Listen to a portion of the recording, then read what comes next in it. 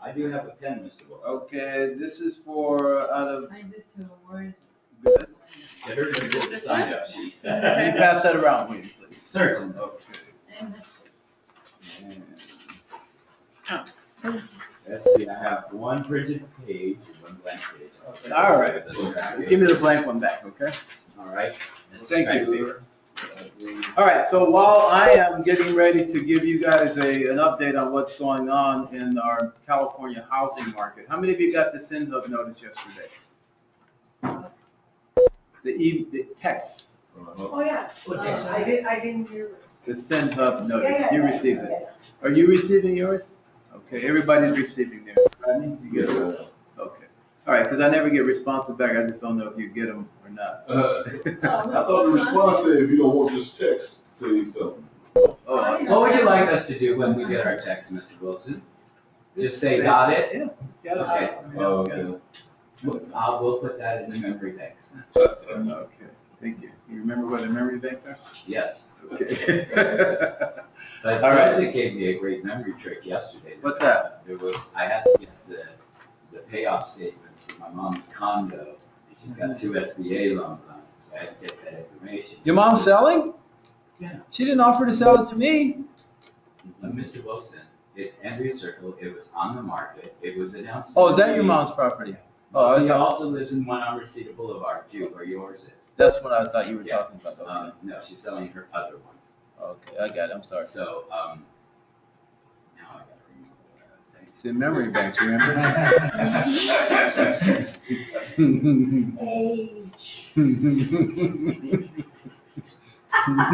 Your mom is selling, you were trying to get her, SBA was, oh yeah, the SBA. So Sosa gave me the memory trick. She says, you know what I do? Is I take like a ring and I put it on a different finger, or I take something that I always have, because like I'm doing something with it, to remind me that there's something I need to do. So I have a pinky ring that I wear sometimes with turquoise in it, so I took it off that one and I put it on this one. And then as soon as I got the job done, which I went and did right away, I put it back. And then I realized I had something else to do yesterday, and I said, well, that's important too, so I took it and put it back over. Until I got it done. So it was a great little, yeah, I thought it was fun. it's A little memory trick I thought you know. You want to write it down, you want to give yourself a memory trick. All right, thank you all for being here. I've had to go out of town last week for about 2.5 days on a real estate conference, which is very informative. How many of you have heard wine of? tasting. I don't drink alcohol. It'd be great if I drank, but I don't. The only drinking I do is on communion, it's grape juice. But you saw it, huh? Okay. For people who love wine, that is a wonderful place to go to. Yeah, it's called the South Coast Winery. It's in Temecula. And they have beautiful villas, like cottages you can lease, and then they also have a hotel. I stayed in a hotel, but it was beautiful grounds, and it just smells like grapes, and it's just beautiful country. So if you guys want to take a trip, that's about 2 hours away. You can do a nice little excursion, go hang out there. There's a place in Temecula that's called Old Town. So you can go to Old Town. There's a lot of antiques if you like antiques and those kinds of things, collectibles. It's really a nice area to go to. Okay? So I'd recommend that if you have about a 2-hour drive, you want to go on a little excursion. This Sunday, actually. Is that right? We were gonna go last weekend, we couldn't. Oh, we would have saw you out there. I missed you. The week before. Okay. All right, so there's a casino there too. It's called Pachanga, and it's very nice too. So if you like to gamble or just hang out, and there's also nice spas if you want to treat yourself to a day spa, mud bath, whatever you like to do. And I think they say there's a small town next to it, Julian. Yes? Julian, yeah, I They know have, Julian. they're famous with their pie. Oh, I didn't know that. And they have like is it a gold mine or something, a museum that's. And they have a nice little Methodist church there that I- has my me, parents- yeah. Oh, I didn't know about that. Yeah, I have to check that out. Yeah, Julian. You've heard of it? You've been No, to I it? haven't been there. My parents have, so. That's up by Idlewild, isn't it? But that's the place else. I don't I know. know I was in San Isn't it close to? Julia is near Lake Forest? No, not No, Forest, No. Forest, What's the name? Lake Forest is in Orange County. Forest. Jimmy? I'm thinking of the place where the camp is for the kids from the church. South Oakland. It's out that direction. Camp Cedar Crest. And now it's Forest. Okay, so let me move on, because I don't want to take more than the time that I've been allotted. I have a half hour to make this presentation, but I want to ask you guys, I've been really working on growing the company. Growing the company, as you know, we have a new space we're going to be bringing new agents into in the Northeast San Fernando Valley, and you'll be able to use that office too in San Fernando, as I shared with you a while back. But I need to get more people to come on board with this, and I need your help, okay? So part of this is to get your help. I'm trying to get a sense of, is there anything that we're doing that sets us apart, or we not? I want your honest answer. If you don't think we're doing anything that's different from Century 21 that you worked in for years, or, you know, Lucky Realty, or Enterprise, or whatever, what firm did you work in before? Alter. Okay, all right, Altera. And who did you work with before, You want to list them from the beginning? if you like? Montleone and Associates, Richard Harrison Associates, Paramount Properties, Red Carpet, Paramount Properties, Remax, Altera, Mel Wilson and Associates. Okay, so you have quite a Oh, I history. forgot about those. Yeah, quite a history. So what I would ask you all to do, this is going to be helpful for me. You don't have to put your name unless you wish. If you want to put your name, that's fine. If you don't, that's fine too. So I'm just trying to get a sense of, are we anything different than anybody else? What is there's a term that's called value proposition. Do we have one? And so before the meeting is over, I'd like you to give me your answers on that. Okay, would you do that for me? Great. All right, Rodney, if you could turn those lights down, I would appreciate it. All right, so I was at a meeting, and the meeting was the Chief Executive Officer of the California Association of Realtors. The guy's name is Joel Singer. He's been in that position since 1989, so he's been around. He was a chief economist for the California Association of Realtors prior to getting the current position that he's holding. And also we have the chief lobbyist for the California Association of Realtors, a guy named Alex Creel. Alex Creel actually grew up in the San Fernando Valley. He went to Cal State Northridge. He's an attorney, but he's a chief lobbyist who influences. He has a whole lobbying team that influences the legislature on items of importance to real estate transactions, to private property rights, to all the things that we do with disclosure. His team are the ones that meet with the state assembly members, the state senators, and the governor.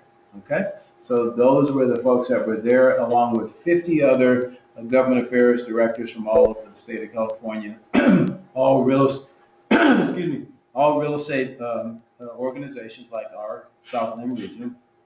And then we had the executive officer of the Building Industries Association of the state of California. So I'm going to ask a couple questions just to see if you guys have heard about this. Have any of you heard about the PACE program, P-A-C-E? No. No one has heard about it. Have any of you heard about solar heating programs where you get solar cells on your home and they put a lien against the property? Anybody heard about those? Like heating or solar energy? Solar energy, my bad, solar energy. Yes. Mhm. Raise your hand if you have. I just want to get a sense of It it. was in the magazine, Realtor magazine. It's in the Realtor magazine. So what do you know about it? Anybody? I know that you can either purchase your system or you can lease your systems. If you lease your systems, and subsequent buyers will have to qualify for those leases, which is one of the drawbacks to leasing them. Although if a buyer's qualified to buy a house, they should be qualified for the lease. All right. Anyone else? All right. So there's a program out there that is been really heavily tested in the county of Riverside. And what they're doing is that there is these companies out there who will come in, and it's not just solar, but it's all kind of energy conservation methods. One of them would be retrofitting your house with a stucco that's, energy efficient. Things like putting in dual pane windows. Now they're even getting into taking your lawn out, replacing it with drought resistant kind of material. And what these companies are doing is they are putting a lien against the property. It's not a loan, so they don't have all the disclosures that you and I would have to go through when we're selling a property, or that the lenders have to go through.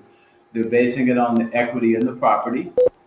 So the consumer does not have to have good credit, they just have to have equity.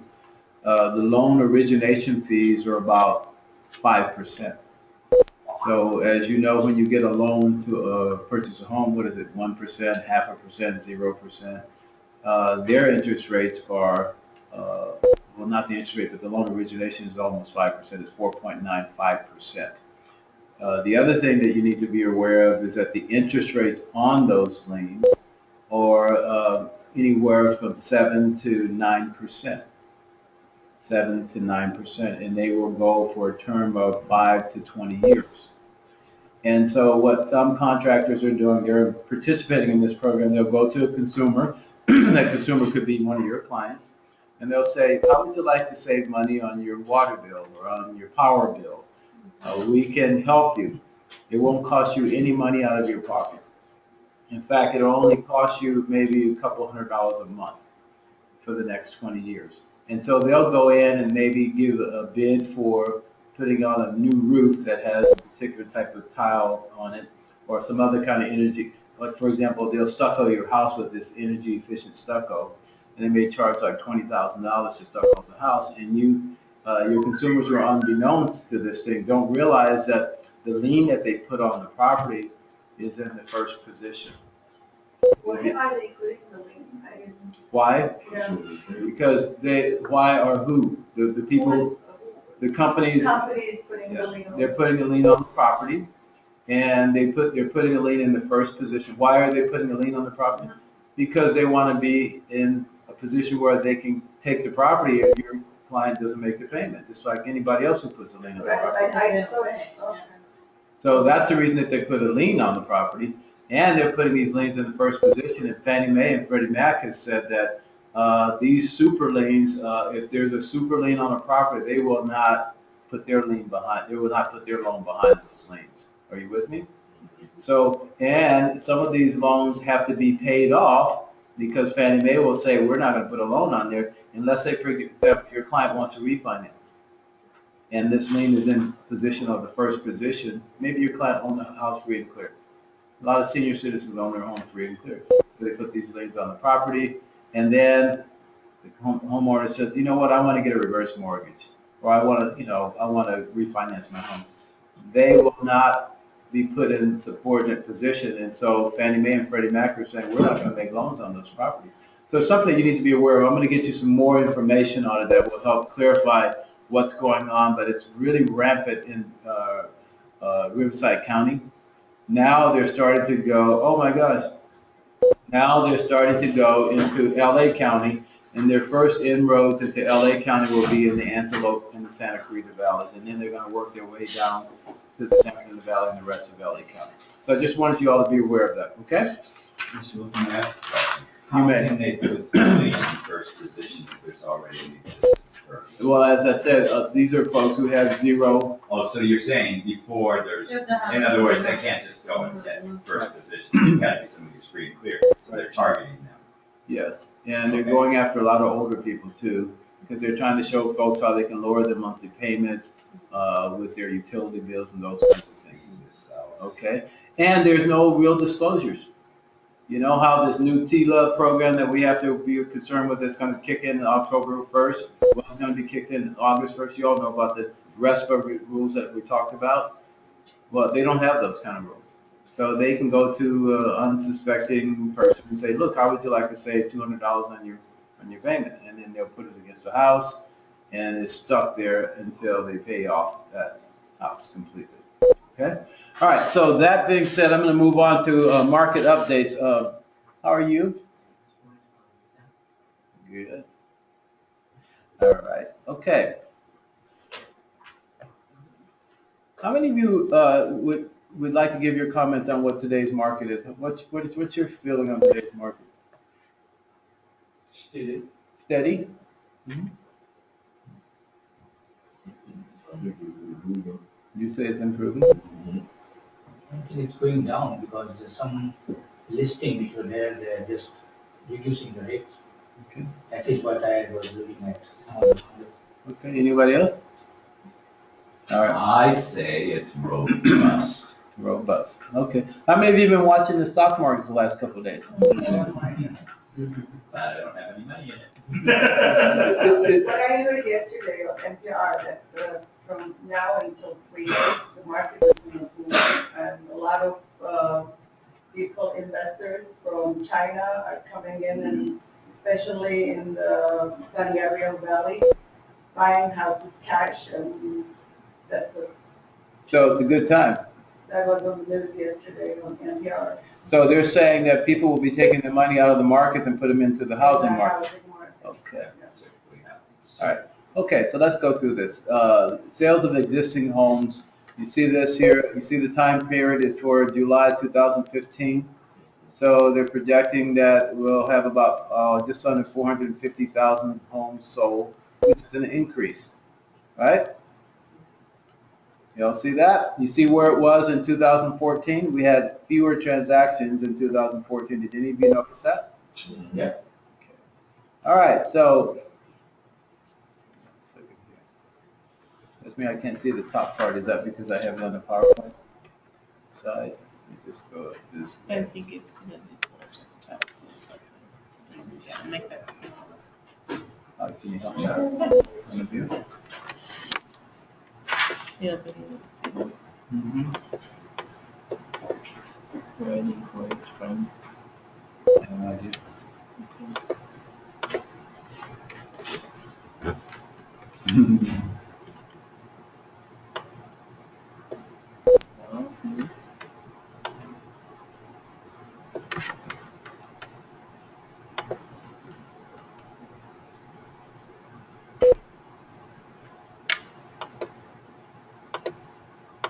Sorry. Okay. You see? Not your bad, it's my bad. Is that the only one? Are they all like that? I'm not sure. Let's check the next one. See. Yeah. I'm sorry, what'd you say, Rodney? Inventory, was looking at the inventory, many years ago.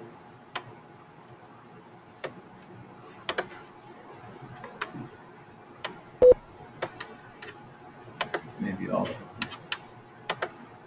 Okay. Well, I think there's two fun. If not, I'll fix them all. Thank you. Yeah. Is that gonna PowerPoint? Sure. Mr. Wilson, what do you think of my Mr. Wilson colored shirt? Mr. Wilson? Well, isn't this great? I like Color it. the wall out front. Oh, okay, yeah, I like it. I like This is it. my Mel Wilson uniform. Okay. Yeah, all right. I like your outfit. You've been dressing up the last few days. Well, I dress for success, Mr. Wilson. It's very effective. I go out places now and I walked into a place store the other day and the guy says, "What kind of work do you do?" Just because I was dressed up. I had an opportunity to not be a secret agent. Didn't even have to initiate it. That's one of your 3 people you saw that day, huh? Yeah. All right. Actually, it was 2 in 1 because there were 2 people in the store and I talked to them both. Just missed the one though. He just bought a house in Porter Ranch. Okay, so let's go back. Thank you for sharing, William, and thank you for dressing up. We appreciate it. All right, so you're getting a sense of what's going on. Can I have the pointer, please? In our market. Look at what happened from 2007. See what happened here, and then 2008, and we had a sketchy kind of a market, didn't we? Back in these days here, most of our market sales were REOs and distressed properties, right, Miss? Yes? Okay. All right, so median price of existing detached homes. This is statewide. So statewide, it is $488,000. The median is half or at that, above that level, and half or below that level, not average. So half of the properties are selling at above $488,000, and half of the properties are selling below $488,000. Y'all got it? And it's an increase of how much? 5.4, and that's just year to date. So we're seeing an increase in values here. You see that? Look what happened in 2009. Look what the prices were then. Right? And look at where it was in 2007. So we're not back up to 2007 values yet. But we're on a march upwards, aren't we? Okay. All right, so inventory continues to decline. You'll notice in 2014, in July, how many, what was the average number of months of inventory we had on the market at that time? Who knows? About 4. Yeah, and what is it today? About 4. No, it's not about 4. It's less than 3.5. See here, it says 3.3. That's I was 2000. looking at the graph and guesstimating. Yeah, see, you gotta look up here, it's right there. Okay, so this here is what it was a year ago. So what does that mean to you, and what does it mean to your buyers? What argument can you make to your buyers as to why they should or should not buy a home today? There might not be one available for you to buy tomorrow. Mhm. Prices will go up, keep on going up. Okay, so when you're doing your home buyer counseling with these buyers who are waiting for the market to turn, have you talked to someone who said they're waiting for the values to come back down? Yeah. Not lately. They'll be having a long wait. So you let them know, and this is what you have to do to educate your clients. What I want you guys to do is just take one of these slides and give me an argument when you sit with the buyer, sit with the seller, what your argument is going to be. What is your discussion going to be with that consumer? Because a lot of folks listen to NPR, they listen to MSNBC, they listen to Financial News Network, they go to Forbes, they go to Wall Street Journals, and they think they know more about the market than you do. But oftentimes the information that they're receiving and reviewing is national. It's not state or local information. And so you let them say what they're going to say, and you ask them, where did that come from? What source did you get that from? Because the numbers on the national level and the number on the state level and the number on a local level could be totally different, right? So you have to make sure you listen to them. Don't shut them down yet, just because you have power of information. Let them speak, and then you just ask the question. You manage them by asking them a question. Well, where did you get that information? What source is that? Is that for national? Is that state, regional? You ask them that question, and then you'll hear their answer, and then you bring in what the real facts are about the market today, okay? This will make you more powerful, and those of you who are interested in taking a listing and only getting 1% for it, you'll know you're more valuable than that because you have more information, okay? All right, so demand outpacing supply. Anybody know what that means, demand outpacing supply? More buyers than sellers. Yeah, there's more buyers out there than there are sellers. You see what's going on here? So this is saying active listings, sales right here. So active listing is down, isn't it? Permits, why do you want to know permits? Value too, I think. Well, permits talk about how many more units are being produced, constructed, how many more housing units are being constructed. In California, we're about 165,000 housing units that need to be constructed every year in order for us just to meet the old demand. And so what's happening here is that we're having how many units? 85,000. But based on the population growth, based on the people who are getting into a position where they actually can afford a home, we need to have 165,000 units constructed every year. So every year we do not have 165,000 units constructed, it's going to create a bigger shortage, right? And when you have a high demand and a short supply, what happens?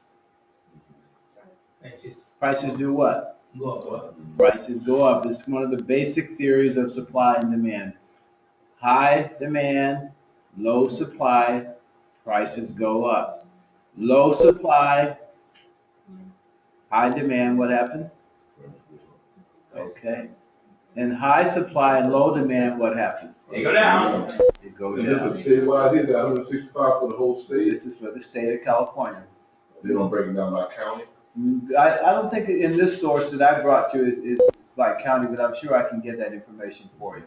So that would seem like a lot for the whole state, 165,000, we got what, 30-some million people up in there? Yeah. But a lot of people still have a house. This is for the number of folks who don't have a home that they want to have a home. Right. And we have a net out migration of people too from the state of California. Almost 250,000 people every year are moving out of the state of California. So we're not growing more people by people moving in. We're growing more people by people being born. That's what's going on in today's market. Okay? All right, so let's see here. Population and house continues to grow. So let's take a look at this here. This is from Moody's. From 1970 to 2020, this is what's likely to happen. You see an up curve here? Everyone see a growth curve? Okay. What was the lower line? You know, I couldn't see it. I can go back and get it for you. Okay, share of first-time home buyers. Can you make this thing here go on the side over there?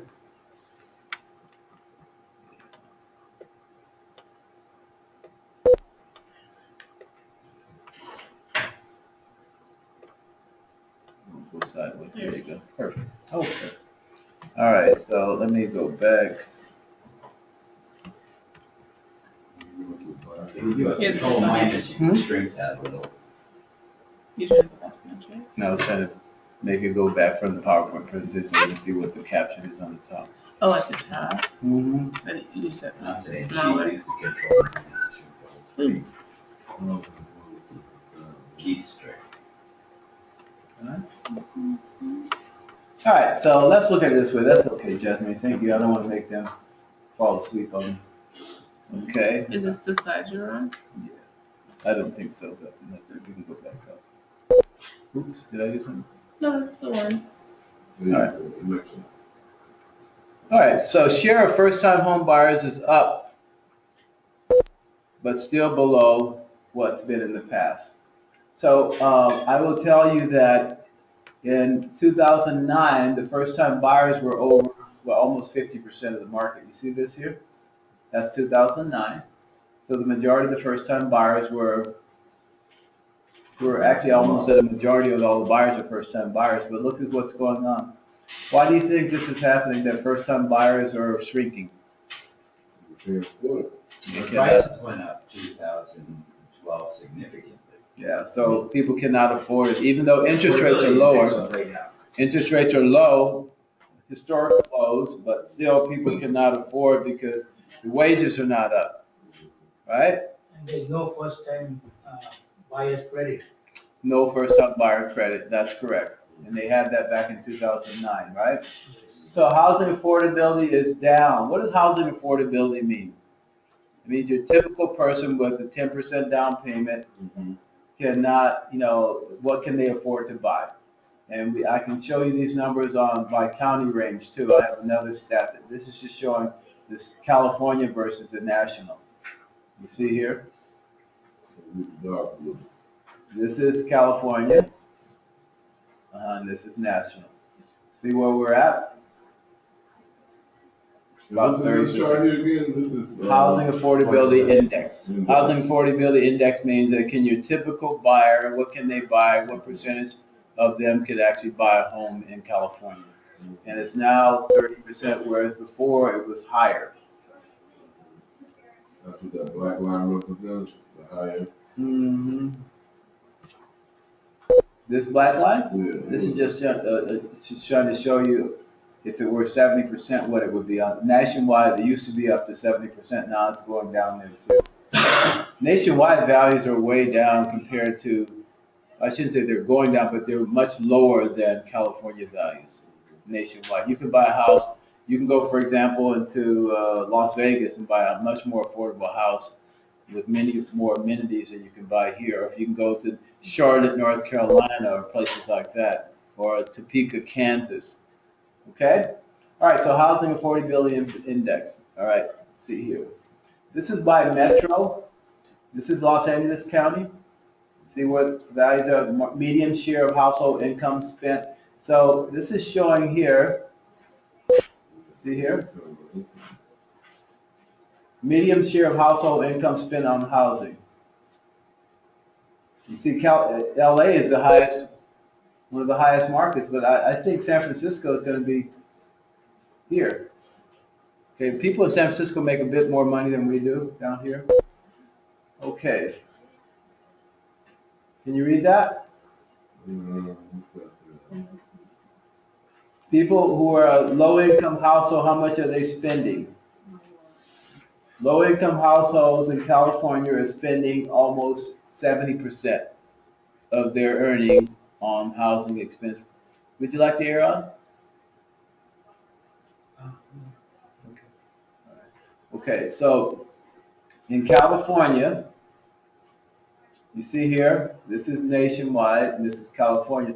So people who make not a lot of money are spending almost 70% of their income just for housing, and that most likely is renting a house, right? So wages are not up. I know there was a big discussion a few weeks ago about minimum wages in LA, whether they should go up or down. But the reality is that people making minimum wage are making about $20,000 a year, $21,000 a year. So if you have two people in the household making $21,000 a year, which is $10 an hour, they're making $42,000 a year. How much of a house can they afford? 8,000. Yeah. And can you find an $80,000 house in LA County? Maybe your Silver Lake, a one-bedroom rundown. Silver Lake? Silver Lake. It's like the 900,000. Right. You must got your, you have your lakes confused. You must mean Lake Los Angeles. No, I said LA County. You must mean Lake Los Angeles, and that's the only lake that would have low flow. All right. No way, right? Okay, so percentage of purchase for a median price home. So you can see here the affordability index is hurting a lot of people. This is LA County here. It goes back, 31% of the people in LA County can afford to own a home. So we need to really begin to target the people who we are trying to get into buying a home. Pardon? Better than San Francisco or Santa Barbara. Yeah, I don't know how my kids found a house to rent. somebody was praying. Yeah, a lot of people were praying. Share of first-time buyers up, but still below the market. We saw that earlier, right? This is something that's positive. A good consumer index for confidence of consumers is 100.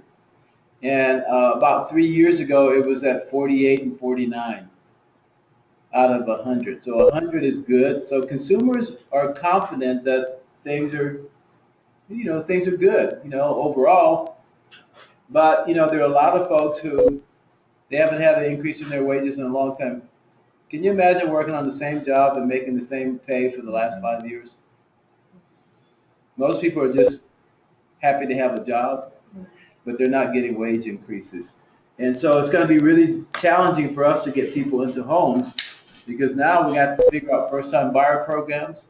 If the interest rates go up, it's going to make it even more challenging to get folks into homes. So what I think you ought to do is begin to target people who are paying high rents. There are a lot of folks who are paying really high rents. You notice that? Yeah. You notice? I was at went to look at a rental place for a friend of mine. He found a place in North Hollywood, right off of Lankershim and Magnolia, and a housing development right next to the Metro Red Line station. And he wanted to rent. He saw it online. He said, "Oh, can I get in there?" So I went over and took a look at it. And he says, "Oh yeah, they offer it Section 8 too, because he has a Section 8 voucher. The Section 8 voucher gives him about $1,250 a month housing." I went to the place and I said, "Well, how much is your rent for a one bedroom?" You know what they were? $2,000 a month.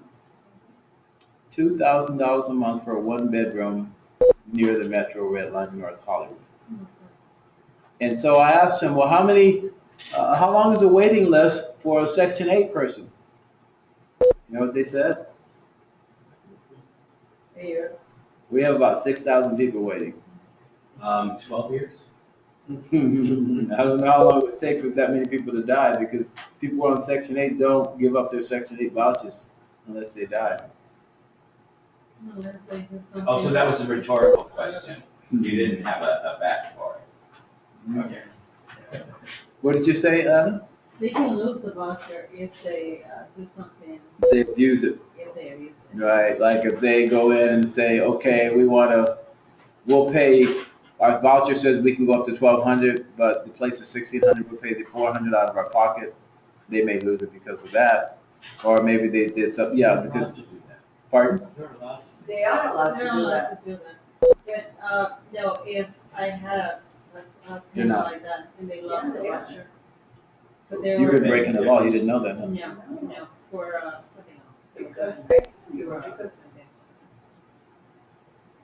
Don't tell me about your personal thing, because I don't want to get out, I don't want anybody to report no, you. no, it's not mine, it's my dad. That's what I'm saying. No, but this is what it is, I mean, he has in Glendale, I don't know if it's different, but I mean, he has an apartment and it's section 8, he gets money like 700, the rent is like 1,100 or whatever, he gets 700 from the city, and then Section 8. the section 8, and then the tenant pays 300 Right. every month, but they need a receipt because every 3 months they have to show that, she needs the receipt so she could show them that she's paying that. No, that's not what I'm talking about. Oh, Section 8 pays 70% of the rent, right, but if the rent were 1,500, oh, above what they're, okay. That's what I'm I mean, so, but he's like exactly where it is. what I'm My dad would never do something. so what I'm saying is that if the rent is higher than what Section 8 will allow, and you say, I'll just make a side deal, Oh, a side deal. Oh, side deal, No okay, side I deal. thought like the difference, because the difference, they're paying, not above what the rents are. okay, Makes no, a difference. it's not, okay. That's what I was saying. You know what I'm saying? If you did that, you could lose your voucher Of course. for doing that. Okay. All right, so you're not busted. No, no, you know me, you know my dad, I'm just like him. All right, so. He would not do anything but No, let me go. So here we go. Here's what's going on in our market. And I want to ask you guys, now that you've seen this PowerPoint presentation, it's 11 o'clock now. I wanted to ask you guys, what value can you get out of this? How does this help you at all? This will help us in, at least the presentation. Mm-hmm.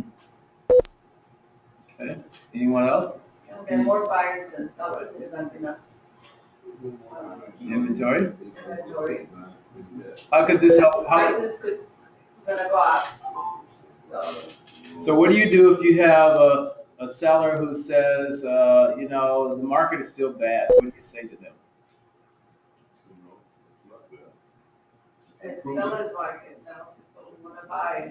Can you tell me what makes you feel that way about the marketplace? Yeah, you ask them a question. That's what I would do, and I would ask the question. Why do you I feel, just asked the question. why do you feel the market is bad? Right?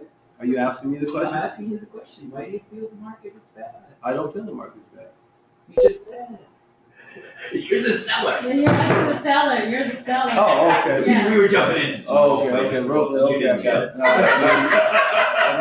I missed it. My bad. I was ready to emotionally qualify you, and then I was prepared to give you a sharp angle. You hit me right upside the head, knocked me out. I was waiting for you to tell me this. I read it in the Wall Street Journal. I said, what was that? I was gonna hit you with that sharp angle. What was that? National statistics or local statistics? No, that's not the sharp angle. No, is that a national The sharp, statistic? no, the sharp angle is that if Mr. Seller, if I could show you that the market is good, is there anything stopping you from putting your home on the Yes. market with me? You're right. That's a sharp angle, right? Yes? Yeah. All right. All right, so overall, the housing market is what? The housing market is improving. What's going to happen with the interest rates? Anybody have any idea?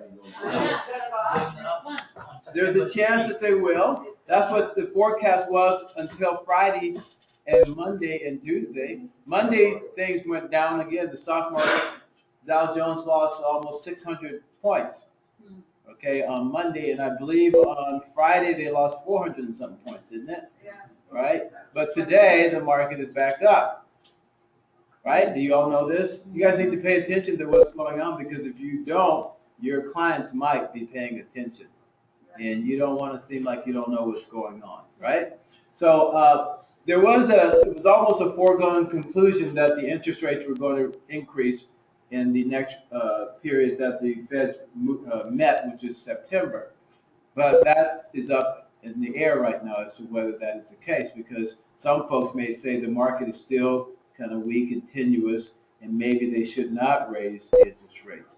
But up until last Friday and yesterday, it was a foregone conclusion that interest rates were going to rise, and probably would rise about a half to a quarter of an interest rate point. Okay? So if the interest rates rise, today, what is today's rate? Anybody know? 3 point. You say 3 point, About 4.25. 3.85, what do you say? 4.25. You say 4.25, what do you say? I'm talking about the change. 4.1, 4.2, what do you say? Let's say since then, I'll go to. 4.2, okay. So, what difference would it make monthly payments wise if the payments, interest rates went up from 3.85 to let's say 4.5? Would it make a big difference? No? Like 15, 20 Okay, all right. Would you Per say? thousand. Yeah, Per no, thousand. not per thousand. Yeah. 15, 20 per thousand? No, not per thousand. Per 10. Let's just do an example. Anybody have a mortgage calculator? All right, anybody know how to go on the website and get a mortgage calculator? Okay, let's get a website. Can you get me onto a website? All right, so I want to give you guys a couple arguments to use when you're meeting with your buyers, for example. Well, let me just say something.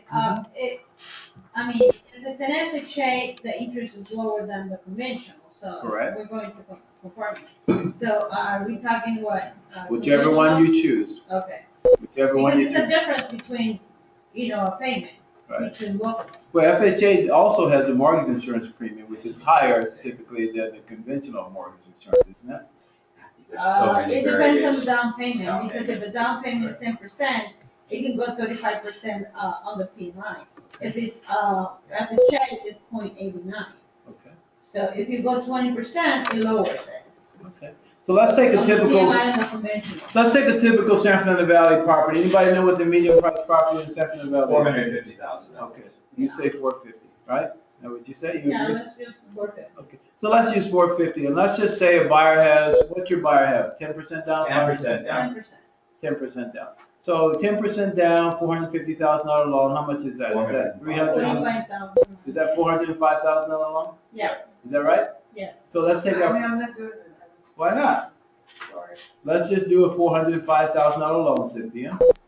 $405,000 loan. Let's pretend that the interest rate is 4.25%. Let's do it. Can we all do that? Wait, you got a calculator on your computer. You got a mortgage calculator. Okay. All right, so we're gonna say a $450,000 property with 10% down, which is a $405,000 loan balance, right? And you got a mortgage calculator?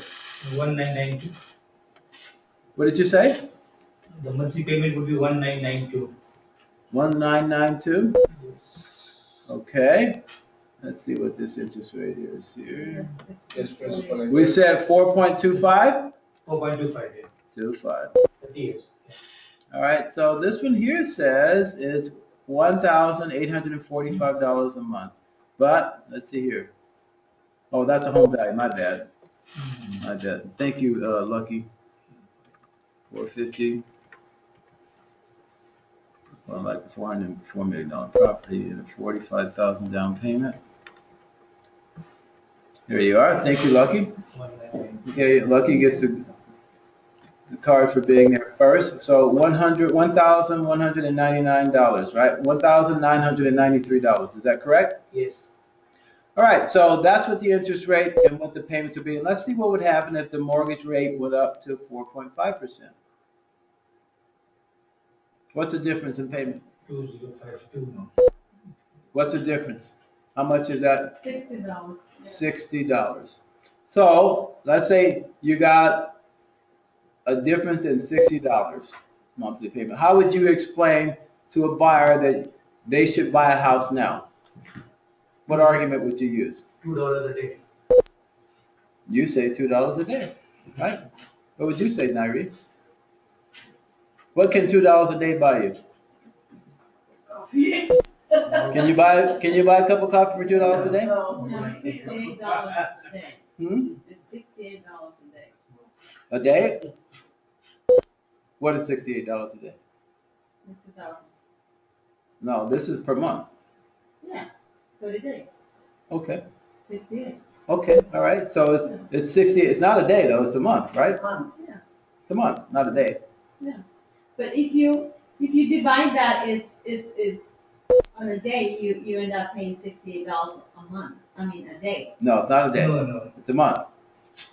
That's 21,600 over the life of the loan. Yeah, Wait, I'm confused. yeah, there you are. There's a We're looking calculator. at the difference between. The difference between the interest rate of 4.25 and 4.5%. And we said Oh, the okay, monthly okay, payment would be gotcha. $60, how much was it a day? A month? A month, $60. $60 $60, yeah. $60 a month. You divide that by 30 days, and how much do you get? $2 a day, right? So what argument would you use to your buyer who says, you know what, I don't want to pay because my interest rate is going to be higher and my payments are going to be higher? What would you say to them, Rodney? I said it's gonna cost you less than $2 a day, right? Okay, that's what you would say. Are you asking me a question or are you Yeah, making a that's all. statement? No.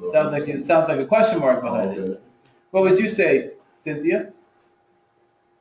I would just, well, that we saving $60 a month. No, you're not saving, you're gonna have to spend $60 We have more. to add $60 a month. Yeah. Well, if your interest rates are 4.25, your payments are $1,993. Right.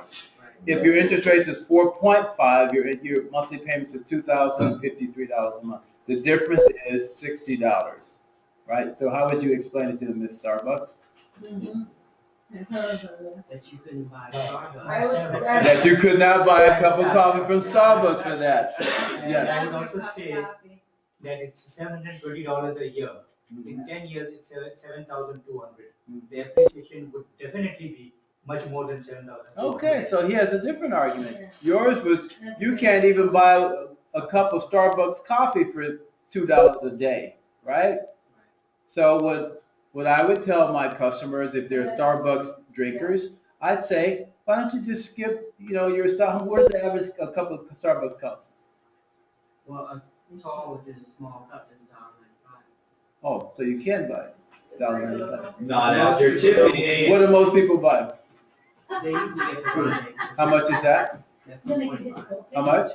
From that big into the All right, so basically what you could tell them is you can have a Starbucks every other day. And I love your argument too. What was your argument? $760 a year? Yeah, 720 a year. In 10 years, it will be 7,200. And in 10 years, as per the trend, it will go up. Okay, so he's gonna use, oh, just a moment. 70,000. Yeah. Let me finish up with Lucky. Yeah. Did you finish? Yeah. Yes. Also, you could get the money back from your taxes. Ah, so you have the tax saving argument, right? Right? So we have several different arguments that we've used when we are talking to a buyer who's hesitant to make a decision to buy a home. One of the arguments is it's only gonna cost you $60 more per month, right? Another argument is that it will only cost you $2 a day. Another one is that, well, you know what, I can just skip my Starbucks and I have Starbucks every other day. I have the shakes, but I'll still be able to own a home, right? And another one is that I have a tax savings. I'll get more than that back in my tax savings. And another argument was that, oh wow, that's $720 a year, 10 years, that's $7,200. How much do you think the home is gonna go up? Do you think it's gonna go up more than $7,000 over a 10-year period? What do you think? Because what did we see here as values going up? We saw the median price, it went from what, 390 something? What was it? Go back. Do you remember what it was, Jasmine? Do something. The low was two. It was 259 in 2010, right? No, it's not, it's at the bottom. Yes. Who has to leave? Thank Well, you. It's after 11 o'clock, so you can go with Yeah, it. you can I'm go. pretty Thank you. sure. Yeah, excuse me. You may be excused. Thank you. Go ahead. Thank you, Elliot. I gave you permission, huh? All right. Yeah, thank you, Mark. All right. Bye, Nairi. All right. So we're showing here that this year alone, the values have gone up 5.4% in this year alone. And we're showing here that in 2009, the values were $245,000, right? And we're showing here that in 2007, they were 594. You can barely see that. But what I'm saying here is that when I did some numbers on the trends of real estate in the San Fernando Valley, I noticed over the last 30 years that the values have increased about 6 to 8% a year. 6 to 8% a year, even with the down market. That's what I've noticed. About a 6 to 8% trend over the last 30 years, increase in value. So there's some powerful arguments. And one of the arguments you could use to a buyer is that, well, if the values are going up, let's just say conservatively 5% a year. And today the values are 450,000. So what's 5% of 450,000? 10% is what? 45,000. Half of that would be, half of 45 is what? 22,500. So you ask your buyer, can you save $22,000 a year? What do you think most buyers are going to say? No. No. So it's like a Christmas club program. It's like a piggy bank program. You buy a house today, and you're going to increase in value $22,000 a year. So over 10 years, that's $220,000 that you would be ahead. And that doesn't even take into account the tax benefit. Or the principal payoff. Doesn't take into account the principal payoff either, right? Because the first 10 years, most of it's going to be going toward interest, but then as you get past that 10-year mark, most of it's going to be going toward principal. So I can think of a lot of different reasons why when a buyer starts telling me, I don't want to do this. And so when a buyer says, I don't want to do this, so what question am I going to ask the buyer, Rodney? Yeah, how else you want to save money? How else you want to build wealth? You know? Do you have another way of building wealth? How else are you going to do it, right? Well, we can, I mean, the way, if there is, other programs available with a lower minimum down payment, which they are, Mm-hmm. they could, you're just like an agent, just trying to find a way to, bring those loans, Those programs in. those programs With a in. grant down payment. I have a buyer, and I'll close with this. I have a buyer that came into me about 6 months ago, and he wanted to buy a house, he and his wife. And so I said, okay, let's sit down and talk. So I counseled them. I told them about the market, buyer's market, seller's market, buyer's market, whatever, right? Told them all that stuff. And I said, the first thing you need to do is give me your wish list. So they gave me the wish list. And then I said, the next thing you do, we need to get you pre-approved with a lender. So I had them sit with Craig. And Craig said, well, you can't buy a house today because you have too many debts. And so the wife was in the process of filing for bankruptcy, right? So the wife went ahead and filed bankruptcy. They made decent income. The husband did. The wife was going to school, and they had 3 kids. And so here's what happened. I said, look, here's what you need to do. You need to work on this part of your credit. And I explained to them what they needed to do. Then I get a call from them 6 months, 5 months later saying, we got to move. We need to get a house. And I said, well, what happened? Well, the INS was at our house. And we're legal, but we have friends, relatives who are in the house that are not. You know what the INS is, right? Right. And so they were desperately afraid because they didn't want to, have their families broken up. So I said, well, let's take another look at your credit. So I went back. Greg looked at their credit again. He says, okay, I see the wife filed bankruptcy, so a lot of the debts that she had gone, right? But she can't be on the loan. So they have a challenge. They wanted to buy a 3-bedroom house, and they only qualify for $260,000. The husband did. Is there any $260,000 houses out there that are 3 bedrooms? Palmdale. Palmdale. I mentioned Palmdale. You know what they said? Too far. That's exactly what they said. So I said, the next step is you're going to have to get a condo. And then we started looking for a condo. Were there any $260,000 three-bedroom condos out there? No. But guess what? We found a 2-bedroom and a loft with 2-bathroom condo for $235,000. Right? No. I wish it were. Rodney didn't let me put it in escrow. He was holding off on my property. So anyhow, we found a property in Canyon Country that was priced at $235,000. Right? Mm-hmm. The buyer still needed his 2.5%, 3.5% down payment plus his closing costs. He only had $5,000 saved. So what did I say? See you later. Can't help you? No. I said, you need to go find someone who'll give you a gift, and they need to give you about $6,000. So I said, you need to, if you want to get a house or a condo, this is what you have to do. And guess what? He says, oh, my primo. You know what that is, right? No, what's it been? My cousin. Oh. Very good. My cousin. So the cousin, I said, we need to get proof of funds. So the cousin had the funds. So now they have the down payment, right? But they don't have enough for all the closing costs. So he says, I need to write an offer with closing costs. So I said, if multiple offers, 2 things we're gonna have to do. We're gonna have to make an offer above asking price, because you're not gonna get it with FHA. You know how many FHA condos are out there? Not many. Mm-hmm. And he had to go FHA. So I said, if you ask for closing costs, it's going to be challenging. We're going to have to up the price. So we upped the price from $235,000 to $242,000. And we presented our offer, and I had a nice letter. And guess what? Guess what happened? Alpha got rejected. Oh. And I asked the listing agent, why did it get rejected? He says, because we have other offers that were just as good as yours, and they're not asking the seller to pay closing costs. So I told the buyer that's what the deal is. So the buyer said, okay, I still need to buy a place.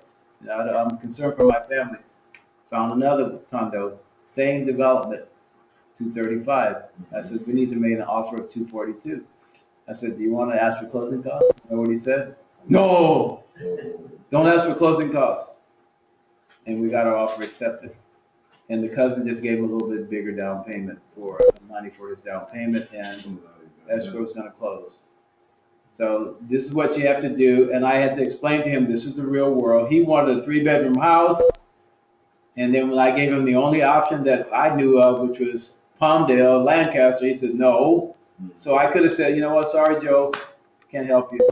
But I said no, let's pray on this, is what I actually said. They would have bought with someone else. Huh? They would have bought with somebody else, huh? Yeah. So that's what you have to do, Mrs. Clay. Give them options, and you can get people through. And I prayed with them, because it was going to require prayer for this offer to get accepted. And it did. No closing costs. Good. And guess what it appraised for, though? What did the HOA do for you? They didn't put you up in going? What did that appraise? The appraised for $242,000. Oh, wow. The price that we made the offer was. So that was a God thing, right? Yeah. The HOA did what? That did not take them out of qualifying? No, they qualified for $260,000 with HOA of $300 a month. The HOA was actually what, $269,000, I think. So, and they would have qualified for a single-family house, $300,000 value. Okay. All right. So that's the end of my story for today. What are we doing, Rodney? We all done for today? Yeah, we done. Okay. All right. Thank you, everybody. Miss Bessie brought some snacks by. As usual, I need to talk, as usual.